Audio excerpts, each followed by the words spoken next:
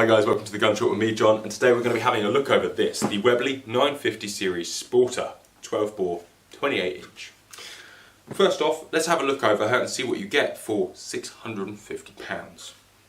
A ventilated rubber recoil pad that is fitted very well actually, is hand fitted sort of. You have a walnut stock. On this one you have an amazing piece of walnut, we'll go into that later. Laser checkering, gold plated trigger, manual safety, engraved action with sort of scroll work on the sides, matching scroll work on the sides, Webley and Scott on the bottom and 951 on the bottom there. A stable forend, blacked ventilated barrels, both top and mid ribs ventilated, parallel rib, red bead sight and wonderful multi-chokes.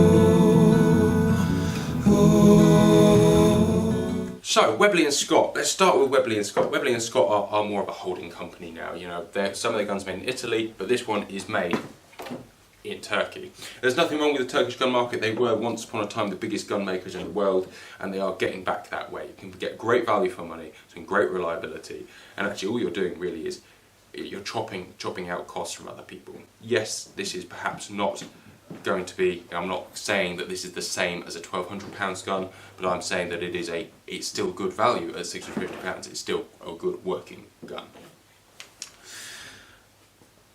The wood is beautiful. The wood is absolutely beautiful. So you have on this particular model a stunning piece of wood. This doesn't come on every 951 Sporter. The problem with Turkish guns is they've had for a long time a fairly loose grading system. I think they lack perhaps the models, certainly in this range. Let's say Webley buy X 100 blanks, they're just going to put them all on the Webleys, right? They don't have a more superior model. So they can't go, unlike, for example, someone like Beretta, who has all of their 6.8 series, all the headworks are the same, they make all the stocks and they put them into piles, they go, right, grade 5s, grade 3s, grade 1s. These guys, luckily, you get them all. So you are going to luck out occasionally with an ugly piece, but you will be quids in when you get something that looks like this, and this is value for money, one of the best looking pieces of wood I think I've seen in a long time. Unfortunately, being a value gun, the actual wood finish is awful. I have put a bit of wood oil on there because it looks so drab, and it's really come up quite beautifully. However, if you look below the surface, unfortunately we'll see it still has sandpaper marks, machining marks, but it's that lack of finishing that they take the money out of, which I'd rather they did than present you a beautifully polished piece of Play-Doh. This gun is still quite good. You just have, let's say, a little bit of work to do yourself on the wood.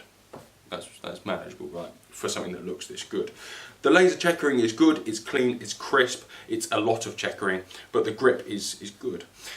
This gun, in dimension and looks, reminds me a lot of a Maruku. It doesn't handle quite the same, but you know, you've got that same style of scroll. You've almost got very similar dimensions on the stock, which I'll measure for you right now.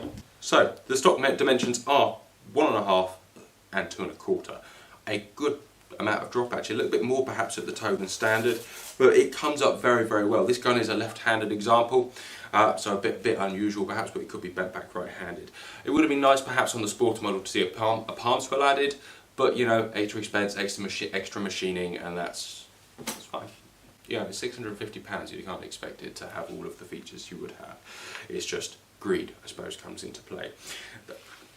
The actual wood to metal fit is not fantastic. I've seen a lot better. However, again, like I said, there's just a few little bits here that I wouldn't mind tweaking, but there's stuff that you can do yourself.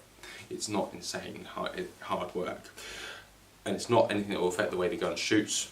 So that's fine.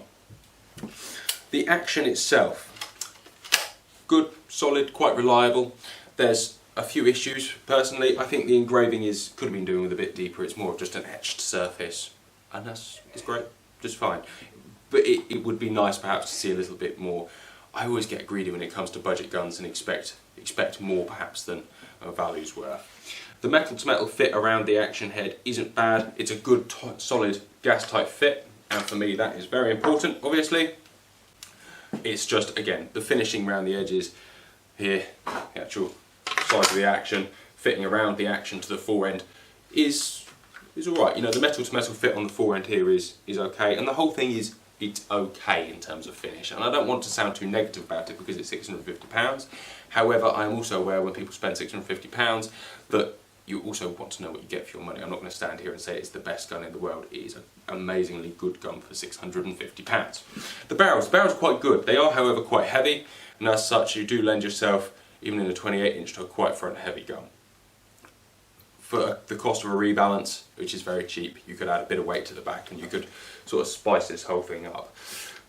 Certainly this gun feels good in the hand. The grip is nice, it's large, and it feels the hand well. Perhaps for smaller hands the neck is a little bit fat, but I can't change that. However, the fore end is nice and deep. For anybody who's used to your Browning Maruku style, it will be a little nicer. Whereas the 900 of old had more of a Beretta feel about it, and more of a streamlined finish. The Schnabel fore end is nice, it's good, and it does the job. Generally a good looking gun, as I think you can imagine. I think this one is really held up by the fact it's got stunning wood, and that helps. In shooting, they shoot well.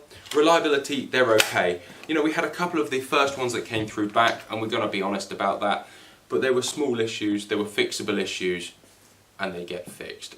Again, if you're buying into a £650 gun, you can't expect massive reliability like as you would a Beretta. Well, not reliability, the long-term reliability is turning out to be great. It's that, maybe the quality control, the testing perhaps, that these other guns go through, these guys don't put in. But, again, £650, you're not going to find another gun that looks like this.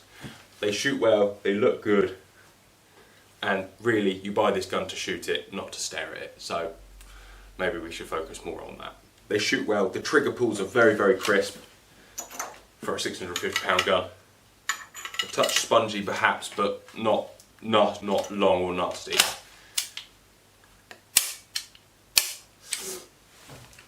You can't go wrong. I don't think. But let me know what you think. If you've had one, let us know your thoughts. If you've shot one, let us know your thoughts. Like I said, I've shot a couple and I think they shoot well. I really rate the 28-inch over the 30-inch just because of that forward weight that perhaps that is nice in the 28, but is perhaps a little bit too much in the 30. Again, let me know your thoughts. Take care, guys, and we'll see you later.